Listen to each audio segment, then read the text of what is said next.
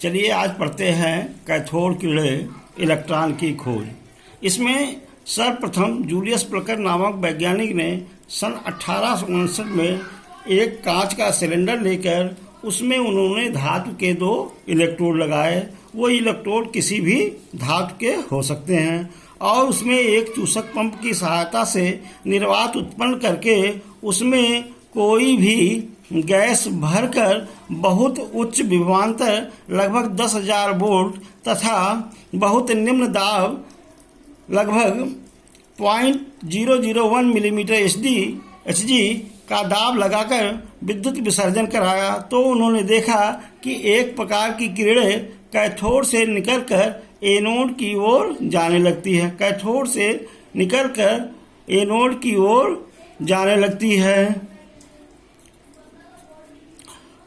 जब उनका अध्ययन किया गया तो यह पाया गया कि वे किरणें अति सूक्ष्म कणों से मिलकर बनी होती हैं जो कि विद्युत ऋण आवेशित होती हैं। उन्हीं कणों का नाम इलेक्ट्रॉन रखा गया। उन्हीं कणों का नाम इलेक्ट्रॉन रखा गया।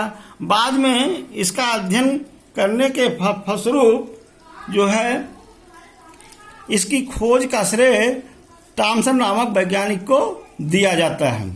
अब आइए पढ़ते हैं कैथोड किरणों के गुण।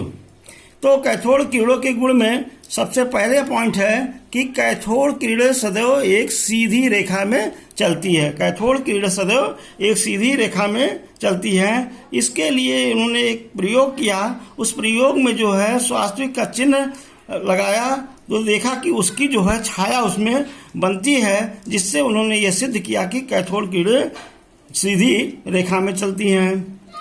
दूसरा पॉइंट यह है कि कैथोड किरणें विद्युत तथा चुंबकीय क्षेत्रों में विक्षेपित हो जाती हैं। विद्युत क्षेत्र में इनका विक्षेपण जो है धन प्लेट की तरफ होता है। इससे यह स्पष्ट होता है कि ये जो है ऋणावेशित कणों से मिलकर बनी होती हैं तथा चुंबकीय क्षेत्र में इनका विक्षेपण इस बात पर निर्भर करता है कि कौन सी जो प्लेट जो इसके समीप है। इसका अगला पॉइंट है विद्युत क्षेत्र में ये धन आवेशित प्लेट की ओर मुड़ जाती हैं। अगला पॉइंट है ये किरणें अति सूक्ष्म कणों से मिलकर बनी होती हैं। इसको सिद्ध करने के लिए जो है इसमें एक फ्लाई व्हील लगा दी गई। तो इन्होंने देखा कि फ्लाई व्हील चलने लगती है, जिससे इन्होंने सिद्ध किया कि कैथोड किरणें अति सूक्ष्म कणों से मिलकर बनी होती हैं। अगला पॉइंट है ये किरणें उच्च गलनांक की धातु पर पड़कर यक्स किरणें उत्पन्न करती हैं। आपको मालूम होना चाहिए कि जो एक्सरे किया जाता है वो इसी सिद्धांत पर किया जाता है। जो मशीन बनाई गई है वो इसी सिद्धांत पर बनाई गई है। इसका अध्ययन आप कैथोड किरण कंपनदर्शी या एक्सरे वाले चैप्टर में पढ़ेंगे।